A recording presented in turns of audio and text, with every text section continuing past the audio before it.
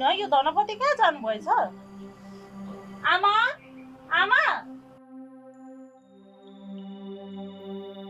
होइन किन गराएको यो आमा धनपति कहाँ जानुभएछ मेरो छोरा जाँदै नि तँलाई के चासो अनि हजुरको छोरा भए पनि मेरो पनि त बुढा हो नि साससँग बोल्ने तरिका तेरो त्यही हो होइन के बोलेको छु र मैले तपाईँको छोरालाई मात्र सोधे त हो नि मम्मी बाबा खेतमा जानु भएको छ हो छोरो कहाँ जानु भएको छ कहाँको खेतमा तल्लो खेतमा ए ल छोरी ल